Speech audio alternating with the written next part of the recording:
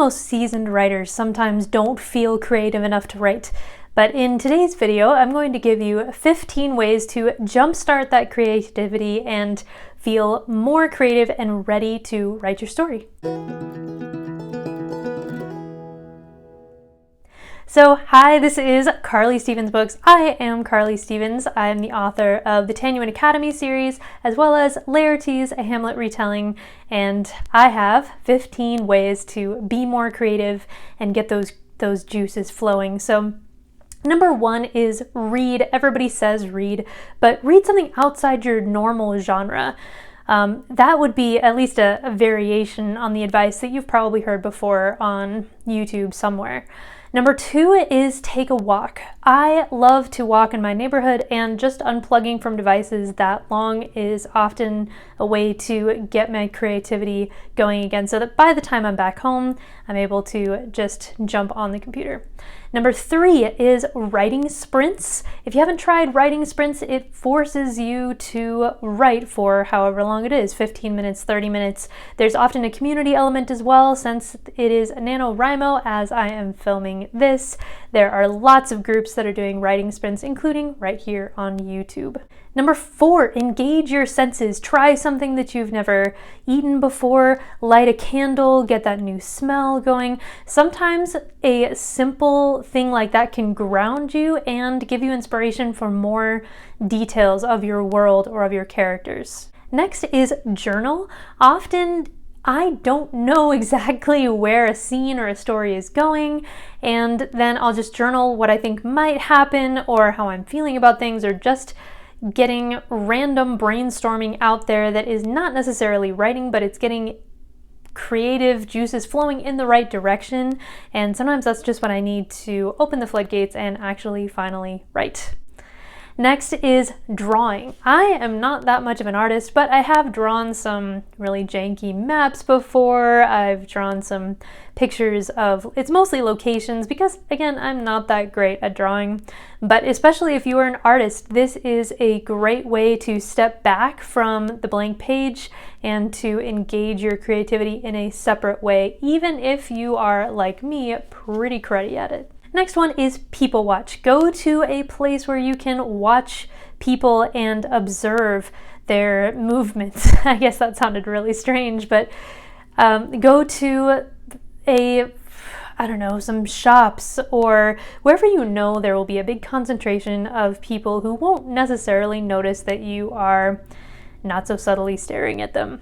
Airports are fantastic for this. Ren fests are fantastic for this, but I know that that's not necessarily where everybody is at this time of year.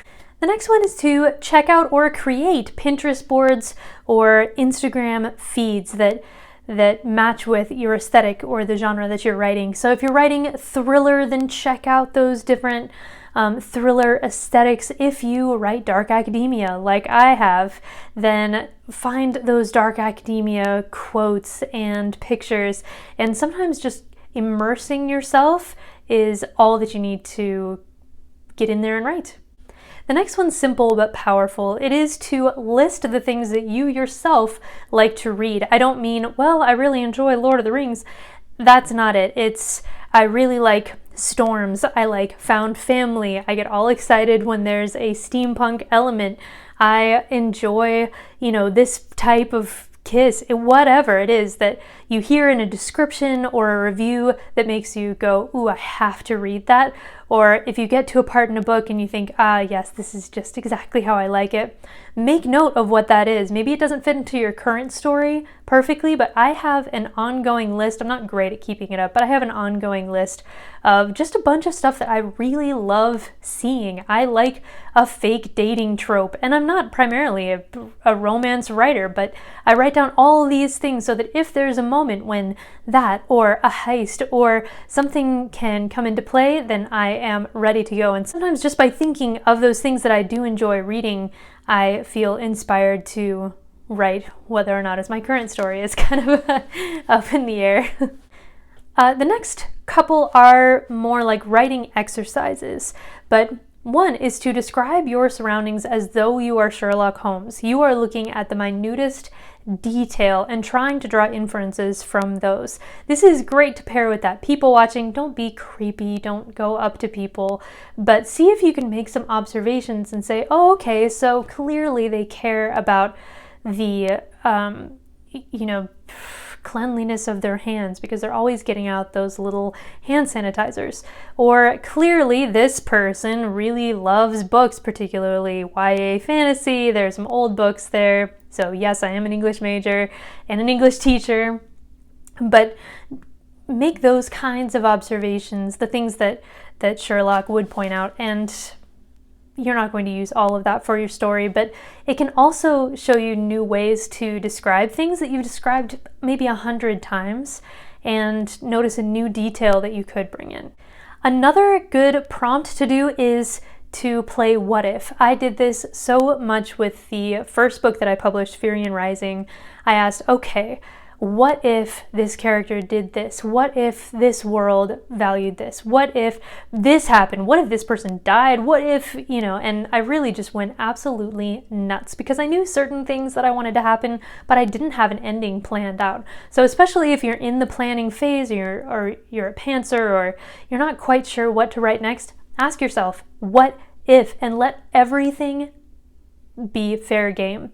Just make a whole list maybe on your phone, and some of those things did make it into my final book. A lot of them didn't. It got pretty wild, but sometimes just considering, okay, what are the directions this could spiral into becomes a source of course, creativity. Now, if you're not sure, again, what to write, or you're not feeling all that creative yourself, you can also look up writing prompts.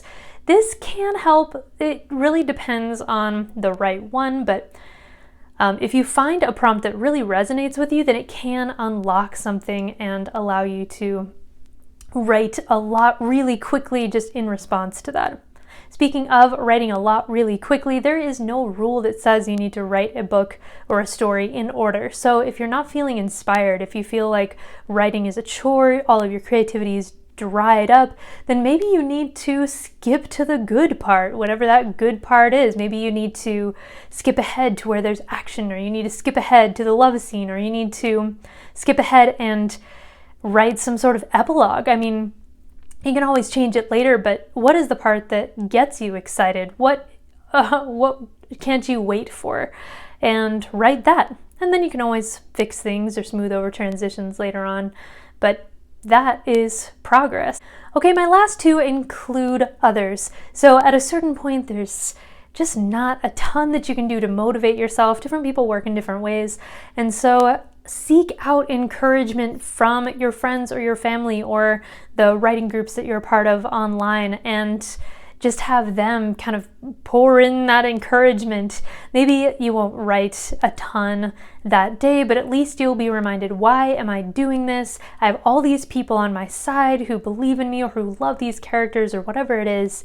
That can alone increase your desire to be creative, which in turn increases your creativity.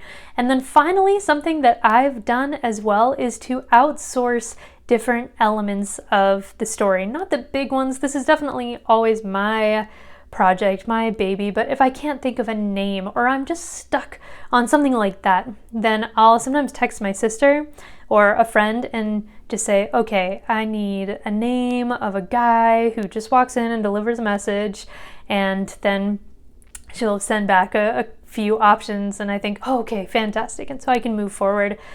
For other writing projects that aren't full novels, sometimes I'll ask people, okay, well, where do you think this would go? What trope would you like to see in this? And that is yet another way that you can take your own creativity and kind of meld it with somebody else's. But we've reached the end of our list, and so like this video if you like it, subscribe to Carly Stevens Books, where you can get all the information about writing, publishing, and author life. So I would love to have you on board. All right, until next Wednesday. Bye.